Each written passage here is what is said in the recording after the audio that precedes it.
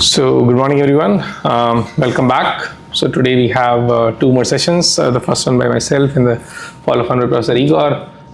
In the first 1 hour I'm going to focus more on security from the perspective of connected vehicles. Just like what I did for the session on IoT, I'll try to motivate more why connected vehicles is a challenging environment vis-a-vis security.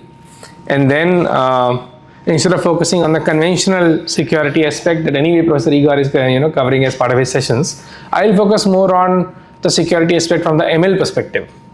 So maybe not ML for security, but security for ML is what I'm going to focus more on as part of today's talk vis-a-vis connected vehicles. So just to give you a brief overview, I'll start with what is V2X and how that comes into picture. Maybe in interest of time, I'll directly jump into what is a connected vehicle. So as some of you might be familiar, vehicles these days have a lot of features, a lot of connectivity options available. This includes connectivity in terms of between vehicles. So we can have V2X, we can have Wi-Fi on board the vehicle, we can have Bluetooth based communication with the vehicle, for example through your phone. We can have communication in the context of keyless or remote based entry, right? So those are communications happening between the vehicle and external entities, including other vehicles and the infrastructure. I'll try to elaborate a bit more on each one of them. Similarly, we also have onboard communication happening within the vehicle. So we have intra-vehicular communication, which can include CAN, which can include LIN, FlexRay, MOST, or automotive Ethernet. Right? For that matter, in a vehicle these days, easily it can have 60 to 100 ECUs communicating across this diverse set of networks, right? And additional to this, we can also have a lot of sensors. We can have LiDAR sensor, radar sensor, a GPS based sensor for navigation, for localization, camera based sensor, for example, for reverse parking or omnidirectional 360-degree view, which is a very common feature these days in the Indian context. And even ultrasonic sensors, right? So now imagine a vehicle which has external network connectivity, which has connectivity within the car, and which has a lot of sensors on board, and typically a lot of machine learning algorithms running on top of these sensors, right? So for such a setup, now we are looking at how do we ensure security for such a connected vehicle, and maybe let's dig a deeper into each of those aspects also to further appreciate why it is a challenging aspect to cover security vis-a-vis connected vehicles. So going a bit deeper into, let's say, what kind of attacks are possible. So we can have attacks from the network perspective. Let's say we can attack on the vehicle through the DSRC, through the V2X, through the Wi-Fi connectivity. So all the external network interfaces we are providing for communication to the connected vehicle are actually in some sense target attack surfaces. Right? Like any other network attacks we have been discussing as part of this course. Similarly, we can have different types of applications installed on the vehicle itself. These could be applications on the head unit. These could also be applications in the car in terms of the devices in the car. For example, nowadays it's very common to have that touchscreen based infotainment system. That infotainment system itself becomes an attack surface because now we can install apps which may be malicious in nature, which in some sense provide access to this car or indirect access to this connected vehicle. We can also send, let's say, malicious firmware updates for the ECUs, for the intra-vehicular network part that I discussed earlier. We can have different sort of firmware updates, and we can inject things through those malicious firmware updates. We can also attack the buses, the network buses themselves. I'm not sure how many of you are familiar, but these days you can buy off the shelf these 5,000 rupees devices which plug into the CAN port or the OBD port, and you can monitor the car. You can check the speed, you can check the location, you can check the battery health based on how much the car manufacturer is ready to share as part of the CAN network. You can actually monitor almost everything inside the car. Now imagine an OBD unit connected, a plug and play device which is malicious in nature. And please note, its CAN network is bidirectional. It's not that it's just sensing. You can also communicate back into the car if required. So again, we can attack the bus itself. And I'll go elaborate a bit more on why it is very important from the network bus perspective, because they are all connected. It's not that the CAN is independently existing. The CAN is connected with the LIN, can be connected with the FlexRay. There might be a network gateway sitting inside the car. So at the end of the day, it's just a matter of how smart the attacker is to exploit such vulnerabilities or exploit such attack surfaces, right? So given those are the possible types of attacks in the context of connected vehicles, I'll again dig a bit deeper into each aspect vis-a-vis V2X with respect to intra-vehicular networking and also with respect to sensing, and then focus more on security for ML that is being used these days, for example, in the context of autonomous vehicles, because that is where we are headed, right? So maybe we should also appreciate what are the kind of additional risks we are going to have if we are going to explore or if we are going to use autonomous vehicles. But even before making that jump, let's take a small step. So now we are moving towards EVs. So EVs come with their own challenges because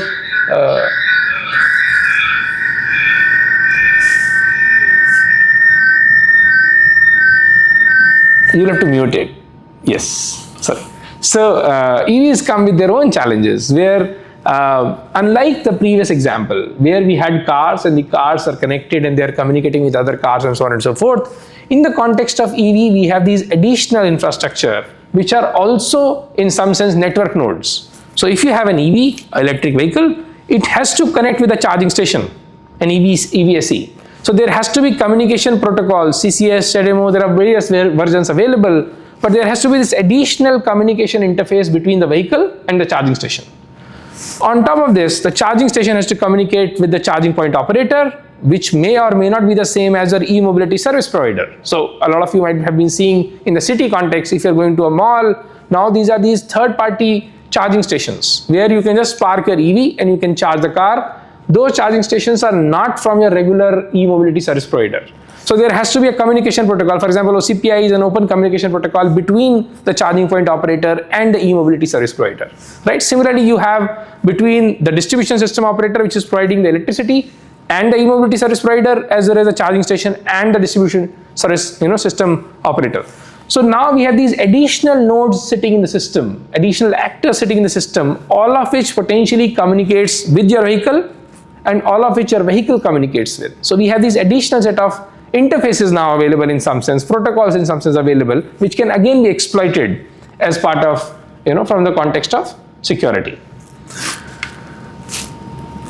Going into the details of V2X, so it's not just vehicle to vehicle. So when we are saying V2X, the X represents all sorts of communication. It can be communication between vehicle to vehicle, it can be between vehicle to pedestrian, vehicle to network, or vehicle to infrastructure, right? And each one of these aspects have their own implementation in terms of the interface. It's not that the protocols or the technology I'm using for V2V is identical to what I'm going to use for V2I. So then there are these nuances where we have to be careful how we are implementing security at each of these interfaces. How do I authenticate the network? Should it be more safer? Should I be using better encryption when I'm authenticating the network because I'm going to trust it? I'm going to use it to download, let's say, firmware updates. So from that context, again, we have to be very careful how we are provisioning for security in the context of connected vehicles. Maybe for pedestrians, there might be limited use cases. Maybe the use case is only safety. I want to avoid collisions with pedestrians, right? So there we can have maybe broadcast messages. But again, please note, in vehicle domain, there is this additional challenge of safety, which is even more important, because if somehow I can use a pedestrian message signal and force the car to stop, if I can create virtual pedestrians that somebody is going to cross the road, stop the car, and the car is going at 100 km/h. Bingo, I have a safety nightmare sitting right in front of me. Now imagine this for an autonomous vehicle, which will have it in its code somewhere that don't hit the pedestrian, no matter what. Don't hit the pedestrian. So there is this very nice set of problem statements that people have been looking on from autonomous vehicle perspective, which is in the context of safety. So how do a car decides what is a minimum form of accident? Because if a car is going at 100 and it has to apply brake, there will be an accident. It cannot stop all of a sudden. So now it has to maybe choose, do I hit the pedestrian or do I hit the side railing? How do you choose which of those two damages is less, right? So putting such autonomous vehicles in these safety related issues can further, be a challenging task on top of the security aspects that we're discussing. So here, for that matter, none of the nodes is malicious. Maybe just a pedestrian node is malicious, and it is just broadcasting a message, which is a valid message from V2P perspective for the car. Now, how do I tackle this? So it's a very challenging landscape in itself, because we have both safety from vehicle and human perspective involved with the connected vehicle, and security of different nodes involved within the vehicle and the network, right? To further complicate life, again, we have a full network stack sitting. So if you look at V2X protocol, any V2X protocol for that matter, we can have DSRC based V2X, we can have cellular V2X using LTE, or we can have cellular V2X using 5G NR, and now we are already talking about 6G based V2X. In all of them, we have these typical networking layers, OSI layers you might be familiar with, like application, presentation, session, transport, networking, data link, and physical. There are already implementations available which have physical layer, which have the MAC layer. So what you see in the red box, the dash box is typically available, right? So now from a network interface perspective, we have opportunities to interact with the car at the physical layer. We can also have nodes which are malicious at a higher layer, right? Going all the way top to the application layer. So we have to ensure application layer security, we have to ensure security in the networking layer at the MAC and the physical layer also.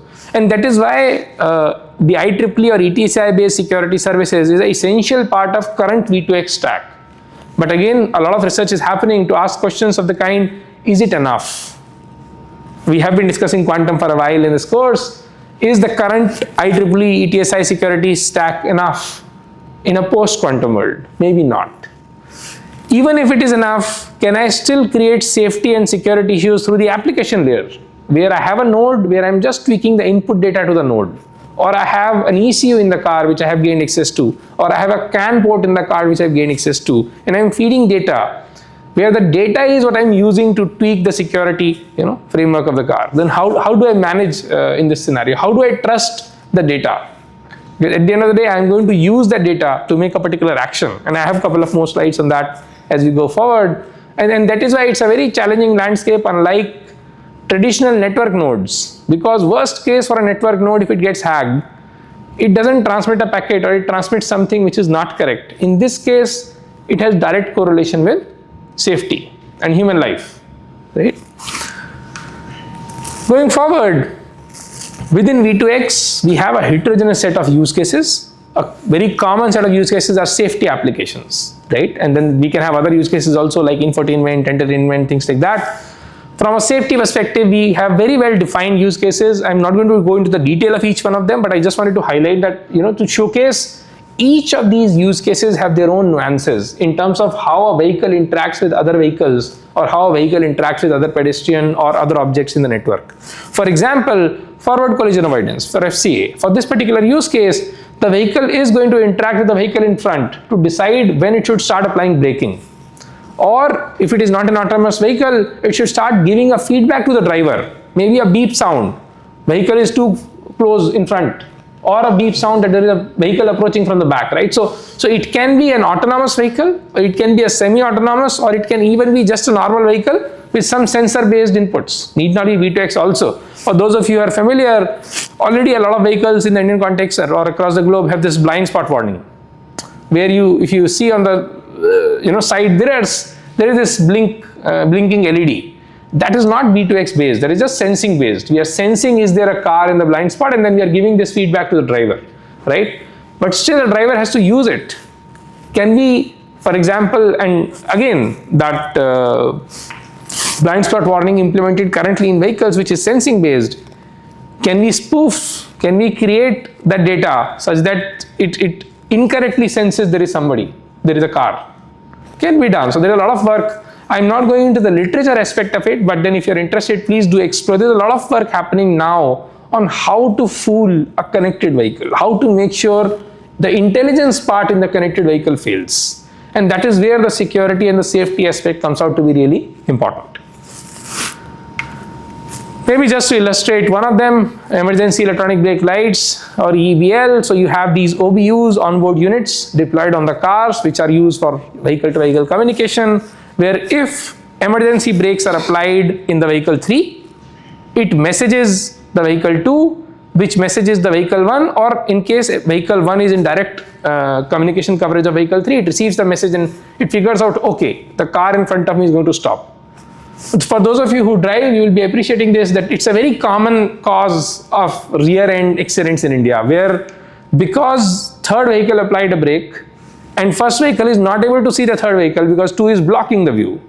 So 2 all of a sudden applies the brake, and then 1 doesn't have a lot of time to slow down, and it ends up rear-ending the vehicle 2. Right? It's a very common, a lot of us have been very close to that kind of scenario while driving, at least if not a part of such an accident. So now for this scenario, again, we don't necessarily need V2X. We have this light-based indicator. When emergency brakes are applied, there is this red light coming in at the rear end of most cars, but that is not visible to vehicle 1. So now we have to make sure we correctly transmit this information to vehicle 1. Now imagine there is a malicious vehicle 4 in front of vehicle 3, which is broadcasting emergency brakes applied, emergency brake applied on an ORR, on an outer ring road or an expressway environment. It's going to cause a havoc, it's going to cause an actual accident.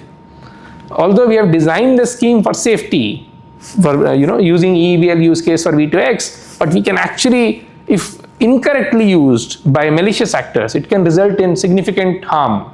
So we have to be very careful. How do I trust a V2X broadcast message?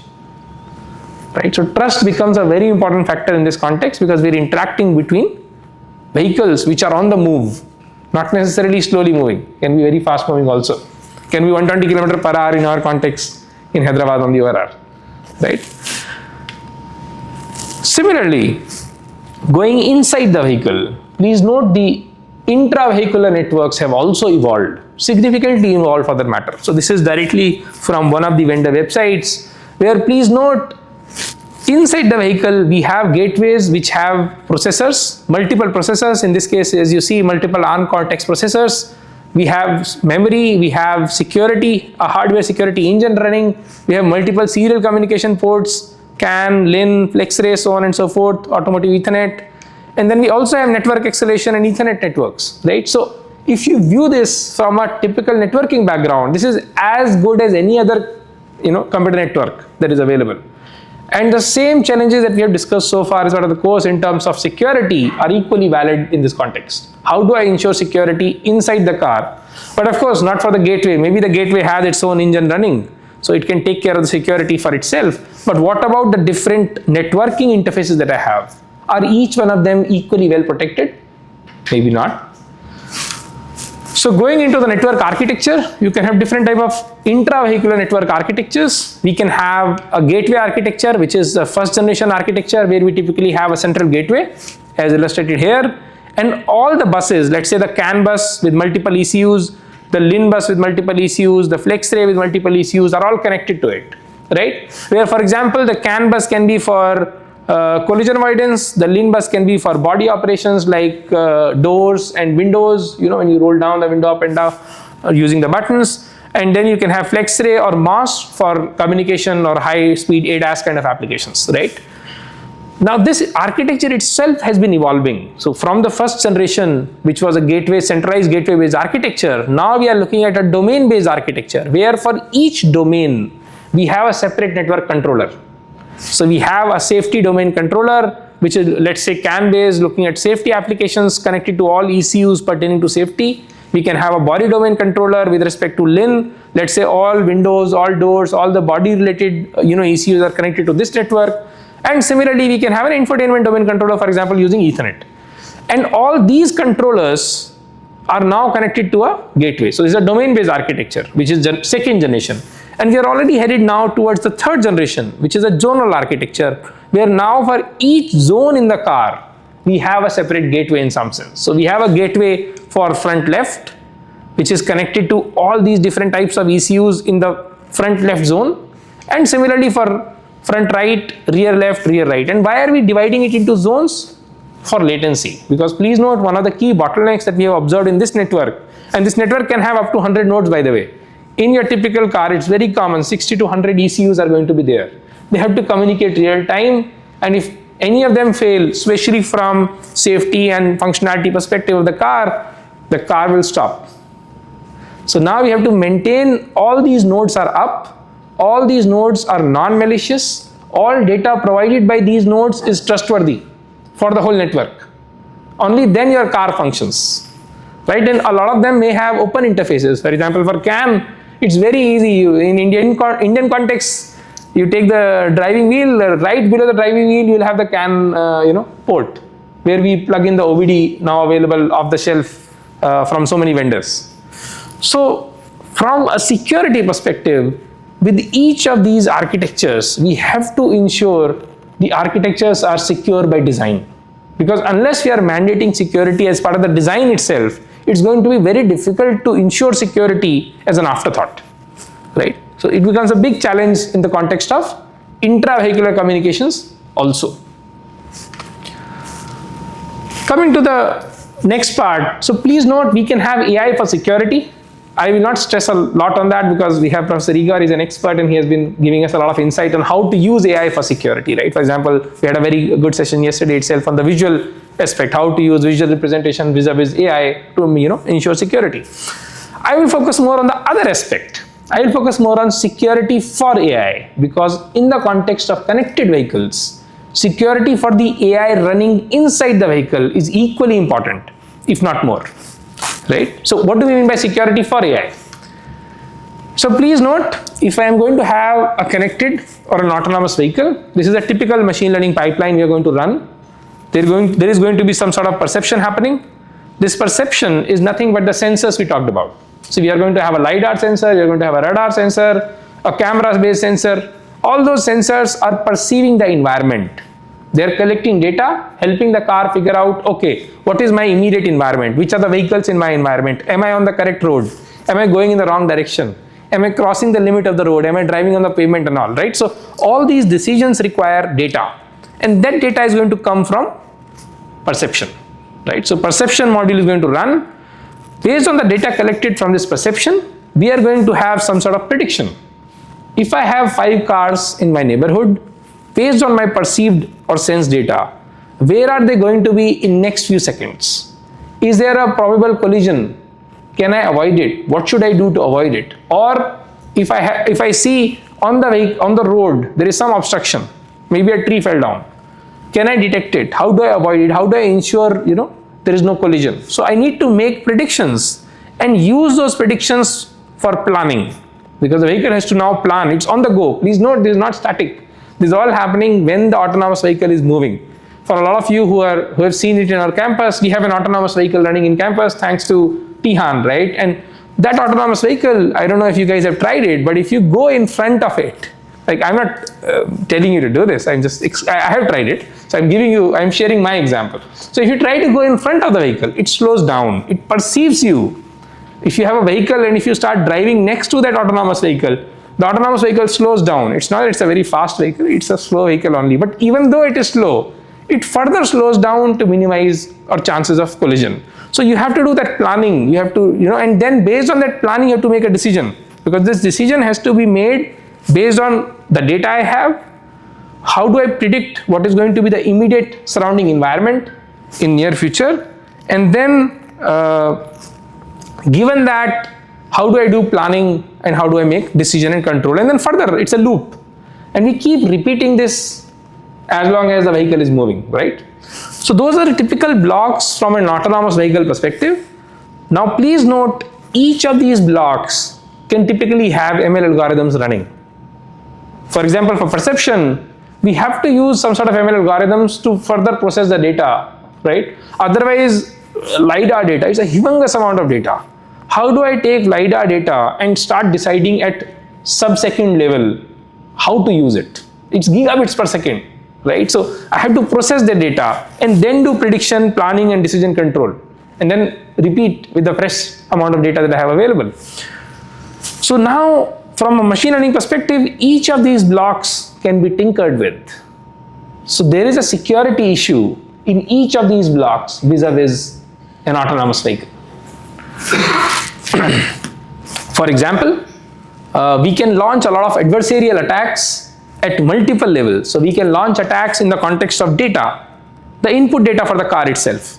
Can I manipulate the data? You can check, there are a lot of these GAN-based studies where people have shown for image-based autonomous cars, which are using cameras for perceiving the environment, can be stereoscopic cameras or can be RGB cameras, but if they're using cameras to judge the environment, there are folks who have designed these images. You can print them, and then if you show that on a chart to the car, the ML algorithm which is being used to perceive the environment goes haywire, because that algorithm has never seen this data. So it is not designed on deciding correctly how to process, right? So now there's a lot of study happening. It's not one paper I'm talking about. There are many such works happening where they're looking at how to design adversarial attacks on the data itself. And this data can be across the domain. This data can be the RGB data. This data can be the radar data. This data can be the Wi-Fi data, or any sort of data that the car is collecting. Can I spoof it? Can I change part of it? Or can I give input which can misdirect the car, right? So that is one type of attacks which is very commonly being studied now. A lot of work happening in that space.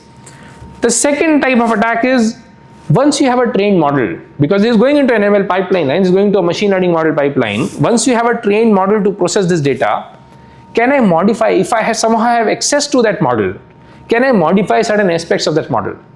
Maybe it is not that the car is running the model locally. Maybe the car is doing like what we discussed earlier in the context of edge. Maybe the car is sending these feedbacks back to the cloud, and then the cloud is training a supermodel or a universal model, and trying to send back the parameters to the car, right? So in this transit, can we tweak certain aspects of these parameters? If yes, maybe at the model stage or at the training stage, it can have repercussions when you start using it in the vehicle, right? So the data is one possible attack surface. The other is the model itself. The third one is in terms of the output. Maybe the data is correct, the model is correctly trained, but we tweak the final layer, or we tweak the output of the data of the ML model itself. So now at all these levels, from an ML perspective, we have to ensure security. Only then the autonomous vehicle is going to function properly. Otherwise, it's going to have a direct impact on the safety aspect of the vehicle, right? So those are some ways to attack, but then the list is pretty long. Now we can also view what kinds of attacks we are looking at. So this is again attacks adversarial in nature on the ML models running in the autonomous cars. And now we can have these attacks with a variety of fashion. It's not one attack actually. You can have, for example, attacks in terms of adversarial specificity, which means are these attacks targeted or are these attacks non-targeted? What do you mean by targeted? Are they focusing on certain types of vehicles, certain types of use case, certain types of sensors, or are these generic attacks which are, let's say, statistical in nature, or which are generic machine learning based attacks? So that itself makes them very difficult to detect, because please note, only if we know the vehicle is under attack, we can do something about it. Now, if we can complicate the attack to a level where it's not one type of attack, maybe it's a mixture of them, then how do I detect it? How do I make countermeasures? So one aspect in which they can differentiate is in terms of the specificity. The second is in terms of the knowledge. It might be a white box attack, or a black box attack, or a gray box attack, or in terms of the frequency. Maybe it's a one time. Maybe I try to attack a vehicle and then I never try it again. I try it on another vehicle, or I keep repeating. The frequency of the attack itself need not be fixed. Maybe I try 2 times today, 10 times tomorrow, randomly 3 times day after, so on and so forth. So it's not the algorithm can learn a periodicity of the attack and then say, okay, this is kind of like a DOS attack and let me do these countermeasures to protect my car, because I'm not very frequently trying to attack the car. Maybe occasionally I try and sometimes I succeed. If not, I try with another vehicle. We can also have difference in terms of the attack types, which means I need not always cause a security violation. It's not that I need to hack a node all the time. Sometimes just influencing the outcome of certain algorithms is enough. Just giving some data which forces the car to go left, right? So it's a very simple problem statement. Here we are not saying hack the network. We are not saying hack a node. We are saying just influence the car, because even if we can influence the car through external factors, it can easily cause an accident. At 120 km per hour, if I can influence the car to move 1 meter left, job done. As an attacker, it can cause severe damage, right? Second can be in terms of being specific, focusing on a particular aspect, particular node, particular network, can be between V2X, can be within the network, intravehicular, can be from a sensor perspective, can be for an algorithm running on each of these networks that I discussed, right? So it can be very specific attack, it can be generic in nature, or it can be a typical security violation also. A security violation of the kind like, we have a networking gateway, can I try to hack the networking gateway, right? Or we have so many ECUs, I try to hack one of the ECUs on the car, right? And last but not the least, we can also have attacks in terms of adversarial falsification, which means what is it that I'm trying to influence? Am I trying to cause the ML algorithm to have more false negatives, or am I trying to have the ML algorithm more false positives? Because again, if I'm doing obstruction detection to decide whether I should stop the car or not, one thing I can say is a false negative. There is no obstruction, but I am randomly asking the car to slow down. That's an attack where the user will also not be worried because the car slowed down. But it is very inefficient. I can make sure, like when I say I'm not personally me, I'm saying from an attacker's perspective. An attacker can make sure a car, whenever it goes above 100, slows down to 60. Now imagine what kind of fuel efficiency this car is going to have. There is no serious damage. Maybe the slowing down is also gradual. We are not hacking into the algorithm for braking. We are just saying we create these false negatives so that the car slows down. It goes up, slows down, goes up, slows down. And the user will think maybe the car is faulty, maybe the hardware is faulty. But actually there is nothing wrong with the hardware. There is nothing wrong with the 99% of the car. It's just we are trying to promote false negatives, or alternatively, false positives. This was an example, my apologies. This is an example of false positives where there is no obstruction, but I am falsely trying to say yes, there is an obstruction. Alternatively, we can also focus maybe on false negative. There is an obstruction, but we somehow make sure the car never detects it. There is a pedestrian crossing the road, you're driving an autonomous car, and somehow we can, and I'm not saying get motivated by this and try it on the autonomous vehicle we have, please don't. Because this can cause some damage. So we need to figure out a good ethical way to promote research in this domain, and that is why it's very important to have such discussions, because from a security perspective, we can't just one day say, okay, now I see an autonomous vehicle, I'm going to do my security testing on it. No, because that can cause, that can have repercussions, right? So what we need to do is find an ethical way, a correct way of doing it. So in case you're interested in any of this, please do reach out and we'll figure out how to do some interesting work in this domain. Going further, within an autonomous or a connected vehicle perspective, we can have different domains. We can have domain from imaging perspective, where the imaging application can be digit recognition, number plate recognition, object recognition, can be traffic sign recognition, semantic segmentation, reinforcement learning based, generative modeling based. And for each one of them, we can actually design attacks. Let's say for number plate recognition, again we can have false positive, false negatives at the infrastructure level. Like you must have seen, we have this boom barriers at the entry of our campus, where currently we are using FASTag based, I shouldn't be saying FASTag, RFID based approach. So something similar, can we tweak the RFID output? Can I deploy an active RFID device on a vehicle which transmits, hey, this is the vehicle of XYZ important person in the administration, and then all of a sudden I get access to the campus. So it is very important to understand that when you look at a car, it's not one object. It's a combination of so many networks, it's a combination of so many subsystems, and each of those subsystems can be prone to, from security perspective, to vulnerabilities and prone to attack, right? Similarly, we can have, for example, from text or networking. I will not go into details of these because in previous sessions we have already looked at intrusion detection, anomaly detection, malware classification, things like that. But then how do I manage this? How do I manage these adversarial attacks? What are the kind of recommendations they can potentially have? So one thing we can do is, to defend against such adversary. So these are really smart adversaries now we are talking about, right? From a generative attack perspective in particular. We should be testing for the worst case robustness, right? The car, when we are designing it as a system, each component should be designed and tested with the worst case scenario. What is the worst case scenario from an attacker perspective, and how do I ensure security? How do I ensure safety of the vehicle and the folks inside and outside the vehicle? right? Also, we should be measuring the progress of this machine learning towards the human level abilities, like vis-a-vis a regular driver. Is my ML algorithm performing as well? Are there enough checks and balances in my ML algorithm compared to a driver? See, for example, for a driver, if there is a faulty sensor which is showing obstruction ahead, the driver will still continue to drive. Or if there is a faulty sensor which says nothing, no obstruction ahead, keep driving at 100.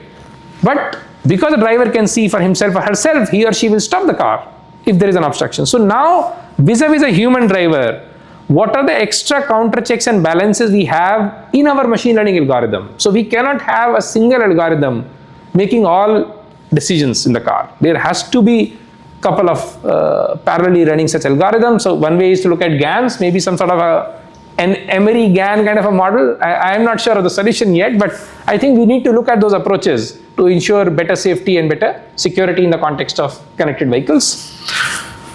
Also, when we are looking at the attacks, we should be looking at both targeted as well as untargeted attacks. How do I design solutions for both targeted as well as untargeted ones? Similarly, we should be performing a lot of ablation studies. For those of you who are coming from machine learning background, this essentially is, trying to perform studies on a diverse set of data, diverse set of environments, right? We shouldn't be deploying products which have been tested maybe only on one data set. That is not good enough. Because these are real world products, right? They have implications not only on the car user, they also have implications of everybody else on the road. So imagine I have let's say a non-connected car. But if a connected car next to me is causing an accident, it has a direct implication for me, right? So we have to be very careful what we are deploying in the market, and suitable studies have to be done before deploying such ML algorithms in products commercially. We should also do diverse testing. It's not that you test a product in the American context and then you can deploy it in the Indian context. For example, in the American context, maybe there is no rickshaw on the road. For us, we even have, let's say, buffaloes or animals sometimes on the NH. Maybe their obstruction detection algorithm doesn't even have that object to begin with. Forget classifying the object. Maybe they'll misclassify it. So we have to be very sure that when we are deploying such an algorithm, they're tested in a diverse set of environment where the product is going to be used. We also have to evaluate the defenses on a broader domain. We can't say that I have encryption for the ECU, job done. No, that's not even the bare minimum, because there are so many other possibilities in terms of the kind of vulnerabilities and kind of attack surfaces that are available. We have to be very careful while integrating these products, right? Also, there can be transferability attacks, and we need to have some sort of ensemble over randomness, right? Maybe in interest of time, I will go on to the next slide, because again, there are a lot of things here. So please note, so what I've done is I started with how diverse a connected vehicle is as a system. What are the different subsystems? So we can have vehicle-to-vehicle communication, we can have communication inside the vehicle, we can have sensing, we can have all of this integrated using various machine learning algorithms, and then each of them is prone to attack from a security perspective, right?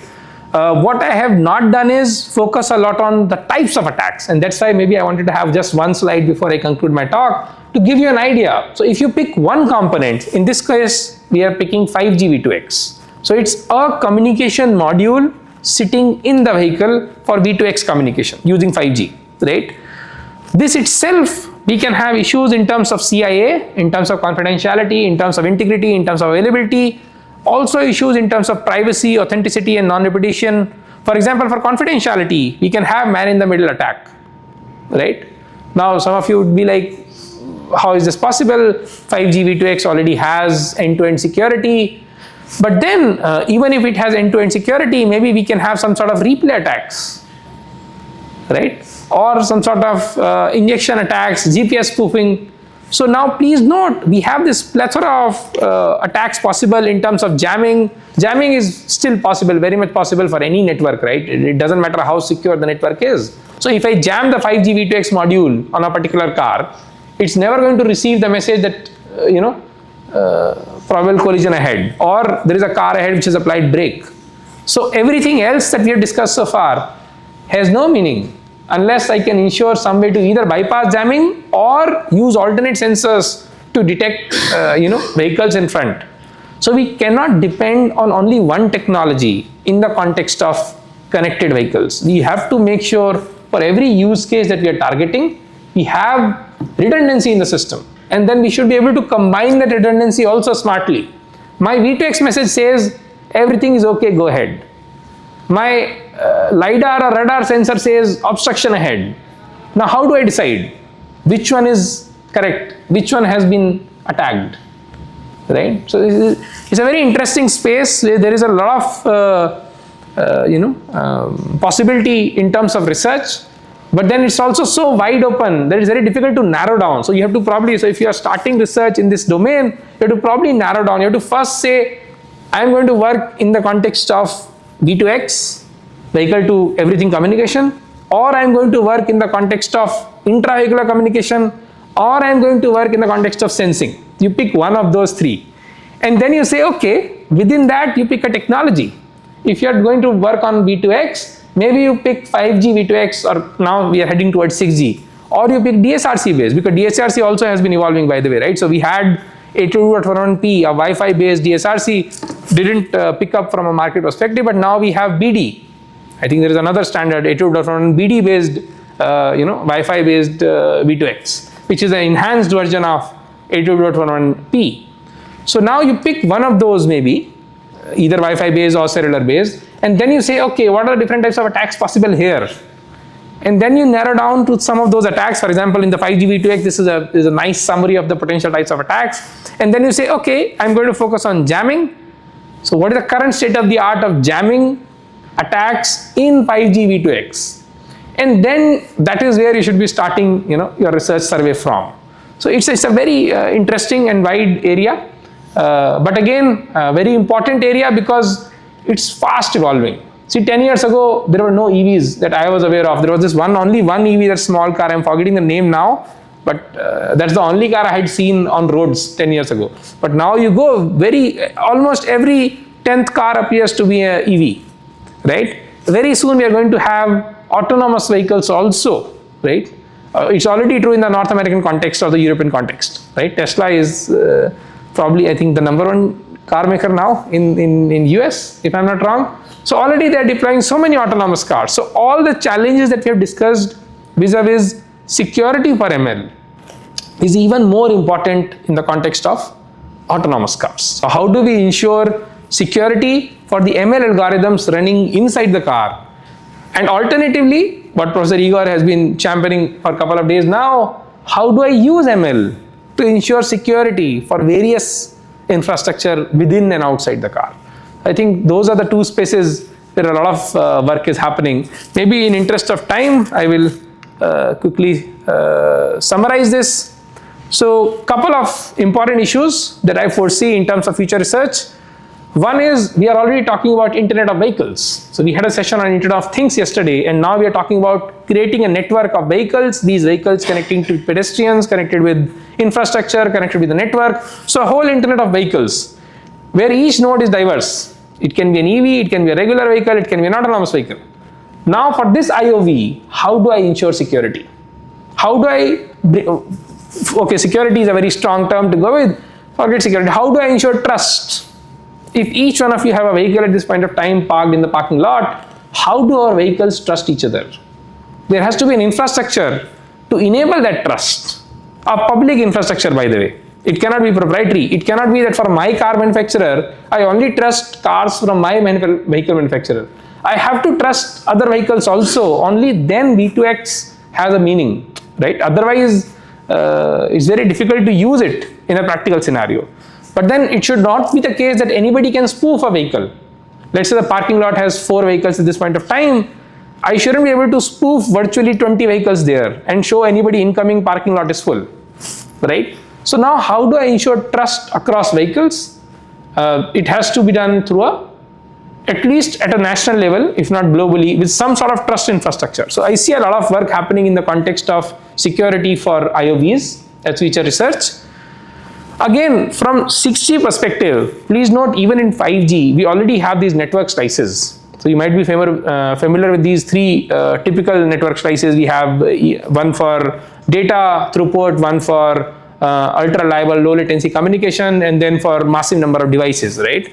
So now in context of 6G, we are already talking about a dedicated slice for vehicles, a network slice. So how does this network slice, which is running in my 6G network, or which is going to run in my 6G network, interacts with the vehicles? How do I ensure security of the slice itself to begin with? Because if this slice is somehow tampered with, it has implications for all the vehicles connected to this 6G network. So now we have one more node, which I have not represented in all the previous figures, but I think there's a lot of research happening here. And again here, please note, we don't have to launch an attack per se from the slice. Maybe we just degrade performance. Maybe certain vehicles never get an opportunity to transmit. Maybe certain vehicles never get an opportunity to receive data. So it need not always be an outright attack. Maybe we just throttle the performance. That also has implications, right? Again, blockchain is something that has been around, but the challenge is the time it takes to use it in a real-time environment, the time it takes in terms of computational complexity. Can we use blockchain more meaningfully in a vehicular environment? Maybe not for real-time runtime nodes, but at least, for example, for trust. Maybe I can use blockchain-based trust model across vehicles, where my vehicle can run its own ledger quickly, and then, or can ask the cloud to do it for the vehicle, because maybe the vehicle trusts the cloud, and then use the blockchain in the cloud, right? So again, there's a lot of work happening in this domain, and I foresee these to be some of more exciting areas over and above what I have already discussed in detail as part of today's presentation, right? So maybe with that, in interest of time, I'll try to conclude. If there are any questions, any comments, please feel free to ask, or any suggestions.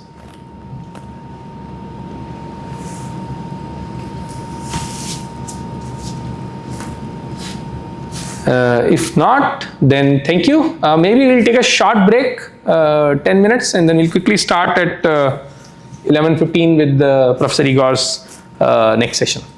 Thank you. Thank you for joining.